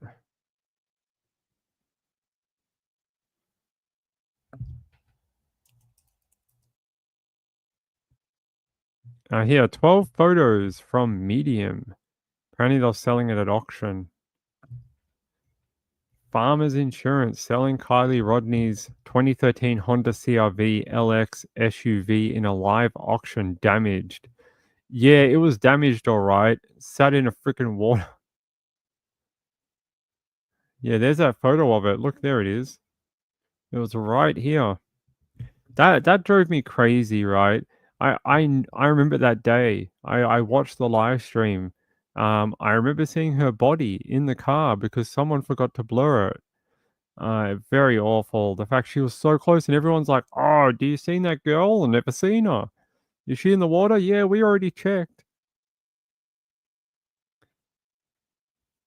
And she was there all along, just 20 yards offshore. There's her car. Hey, poor girl. Poor girl. There it is. I can't look. There's a water bottle. Someone's been driving it, like just driving it around. They must have restored it. Otherwise, it would stink like absolute crap. It was submerged in water.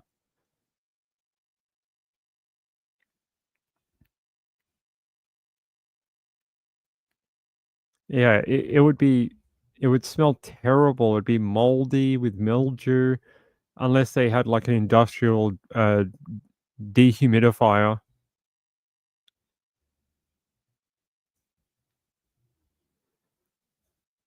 Yeah. Not anymore. I've been a good boy for many years now. I've been a very good boy. I help a lot of families. This is my repentance. I do it every day. I help other families now. The seat material had been removed. Thank God. It smells so bad. Not from decomp or anything, just from being under the bloody water. I've seen auctions for cars that have been submerged and they just like got mold growing up the A-frame and on the roof, and looks like a freaking forest has started growing in there. So I don't know what they did. There you go. There's another photo from when they took the car out of the water.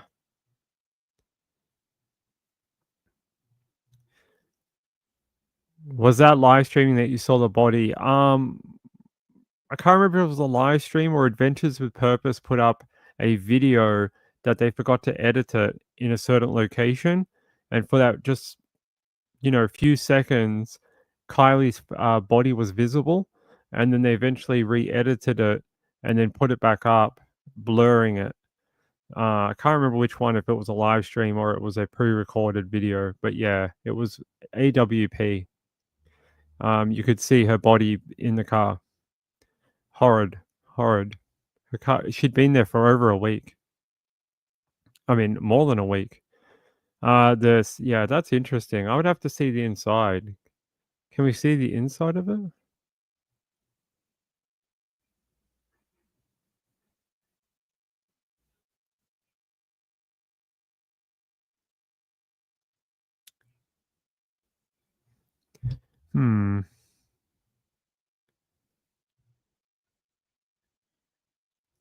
I don't know if I can find it. It's not popping up for me. Yeah, I can't find the original, like, the auction photos. Yeah, unfortunately, it does not show up for me.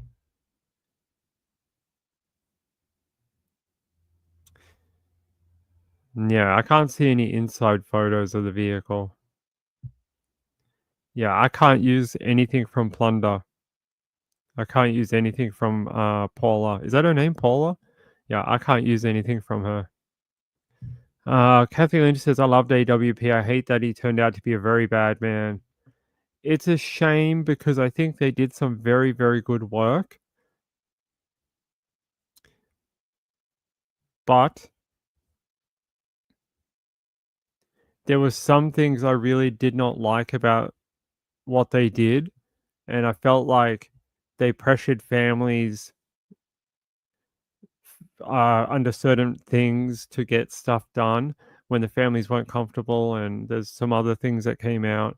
And the fact that, he has that historical sex offense against him. I don't know if did it ever get proven in court? His name's Jared, right?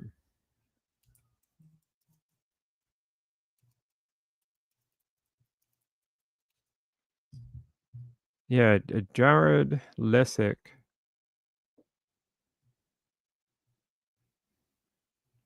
I can't see an update. Feels like there's been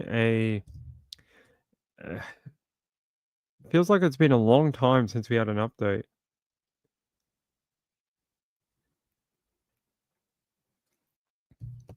Yeah, I can't find anything recent. It's like super recent. It was a while ago. I remember when that girl was posting on Reddit. She was posting on Reddit and she was posting on a certain forum and she was coming out with all the allegations about what happened to her and how it happened and how Jared did X, Y, and Z. It was pretty well known. Yeah, they were very pushy, including the one thing that used to piss me off, or even though I still reckon they were about they were about this close from literally hitting the mainstream and becoming like multi-millionaires, about that far away, and they screwed it all up. The one thing I used to hate is Jared got into a weird thing about touching people. After a period of time, he started touching people's hands and stuff all the time when it wasn't welcome. Like he'd walk up to a mum who's missing her dad or a daughter or whatever, and he'd always be touching their hands, but it felt very forced, even on the video, and it looked extremely awkward. And it's like, bro, just keep your hands to yourself. We learned that in primary school, right? If you're not very empathetic, that's fine. You can be a diver and a TV presenter or whatever. You don't have to be empathetic if that's not you. And it just came across as really fake, super contrived, and very awkward. That was my little bugbear with his videos. Yeah, it's been a while. He was weird. I didn't like him much. I like the greater group of them. I thought the greater group, the guys who now do other projects, there's some good guys in that group who I think hopefully they go on to have big careers. I hope so, because they found so many people. They helped with Kylie Rodney. They've done a lot of really good things. Come on, give us an update. It's almost 6 p.m. local time. I don't think we're going to get it. I don't know what the hell's going on. They're normally done by now. 5 o'clock, court is normally done, unless you're in the Supreme Court, where you can get a nighttime sitting. But weird. I'm gonna get out of here. Oh, I'll have to look it up. I haven't looked it up since all that stuff happened. All right, April, see you later. Hey, I'm going to go too. This has been a very interesting week. Very interesting. A lot of people said the late shows would be more successful than the early shows. I don't know. I don't think so. This week has been one of the worst weeks in about probably like 3 months. So I don't know if I believe everyone. Everyone's like, the late shows, there's more people and it's way more popular. I don't know about that. I'll see what the analytics say at the end of the week, but it doesn't look like it right now. Some have? All right. Hey, I love you all. I'll be back tomorrow with more true crime. Unfortunately, I had a big story I was going to do tonight, but I had to delay it by 24 hours because someone contacted me and tried to get me some documents but it's not legal for me to have those documents. Does that make sense? In America, you guys would call it the HIPAA violation, right? A HIPAA violation. This would have been like that on steroids, and I would have been probably thrown in jail. So I've had to delay something. I've had to deal with this situation, and I hope to have it done by tomorrow. I hope to have this sorted out, and then we can do it tomorrow night. But yeah, someone contacted me trying to give me documents from inside a medical facility. I'm not going to say what type of medical facility, just inside of a medical facility. I don't know if it's a doctor, a chiropractor, could be a freaking, I don't know, Chinese medicine place. I don't know. I'm not going to tell you, but I will say it is some sort of medical facility, and they tried to give me documents based on a current case, and I had to seek legal advice because I was worried. Yeah, I was very worried because you can't do that. Everyone's medical records are protected. So I've had to delay it by 24 hours. I hope to have it tomorrow. I won't be using their documents. I'm not allowed to. I've told them to not contact me ever again. We couldn't do it tonight until we figured it out. But yeah, pretty serious. I appreciate people that want to help and they want to bring me latest news or stuff from the inside. But we all have to follow sort of like showing someone information is one thing, or sharing something that is public knowledge but maybe is hard to get. That's one thing. Sharing stuff, I have to be very careful how I speak. Sharing stuff that's not legal, like completely illegal, could get more than one person thrown in jail. So, yeah. It is about Elvis. Elvis the helicopter. Yeah, do not get ping locked up. I got work to do. Yeah, unfortunately, yeah. So we had to stop that for 24 hours while I tried to find out what my options were to protect myself. Unfortunately, yeah. I mean, I appreciate if people want to help. The way I like people helping is, can you tell me what happened from your point of view, not steal something from your work and then give it to me. That's not a source. A source is when you speak to someone who was involved. Not steal something from your workplace and try and palm it off to a YouTube creator. No, that's not a good thing. Yeah, private stuff. So I'll talk to you more about it tomorrow. And yeah, I'll see you then, okay? Hey, I'm going to go bake in this heat. 100-degree heat right here. If you want to support this channel, the links are in the chat here somewhere. The like and subscribe buttons down here somewhere too. And I might have to put the donation links back in the subscription. I always forget to put them in the description. I will put them in the description after the show. But if you want to help, I would appreciate it. And I will see you tomorrow around the same time. At the end of the week, we'll see what happens with the analytics, and we'll see what's going to happen going forward. Good night. Bye.